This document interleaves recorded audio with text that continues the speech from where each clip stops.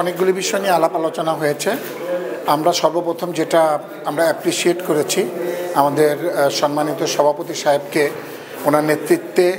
আমাদের যে নতুন কমিটি এসছে এবং এই নতুন কমিটি আসার পরে আমাদের ফিফা থেকে যে একটা নিষেধাজ্ঞা ছিল সেই নিষেধাজ্ঞাটা যে উইথড্র হয়েছে,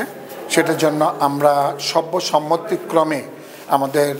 এক্সিকিউটিভ কমিটির সকল মেম্বার এবং ভাইস প্রেসিডেন্ট আমরা সবাই, আমাদের এটা প্রেসিডেন্টের নেতৃত্বেই হয়েছে এবং তার অক্লান্ত পরিশ্রমের পরিপ্রেক্ষিতে এই জিনিসটা যেহেতু উইথড্র হয়েছে, আমরা এখন নিখুঁতভাবে কাজ করে যাওয়ার জন্য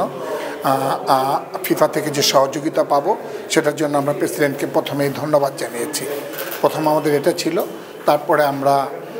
2025-এর যে বাজেট, আমাদের যে বাজেটটা ছিল, আজকে সেই বাজেটটা আমাদের পাশ করা হয়েছে। HR বিষয়ে সংক্রান্ত যেসব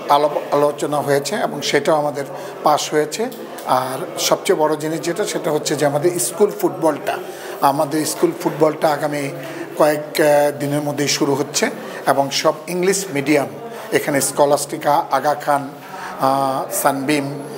বড় যে ইংলিশ মিডিয়ামের স্কুলগুলি আছে, সেই স্কুলগুলির যে স্কুল ফুটবল আপনারা জানেন যে ফর্টিসের মাঠে অনুষ্ঠিত হবে এবং সেখানে আমরা সারা বাংলাদেশের মানুষকে আমন্ত্রণ জানাচ্ছি খেলার জন্য। এ বিষয়ে আমাদের আলাপ আলোচনা হয়েছে এবং মিটিংয়ে এটা সিদ্ধান্ত হয়েছে এবং পাশ হয়েছে। এই ব্যাপারগুলোই আমাদের আসলে আজকে মুখ্য বিষয় ছিল। আর আপনারা জানেন যে আপনাদের মাধ্যমে আমরা দেশবাসীর কাছে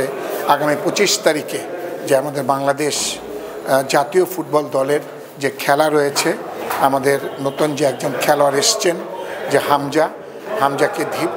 হামজাকে নিয়েই যে আপনাদের মাধ্যমে সারা বাংলাদেশের মানুষ অধীর আগ্রহে যে অপেক্ষা করছে, আমরা সেই 25 তারিখের ভারতের সাথে যে আমাদের যে খেলাটা, সেই খেলাটাকে আমরা গুরুত্ব সহকারে নিচ্ছি এবং আজকে আমাদের সকালেই আমাদের বাংলাদেশ জাতীয় দল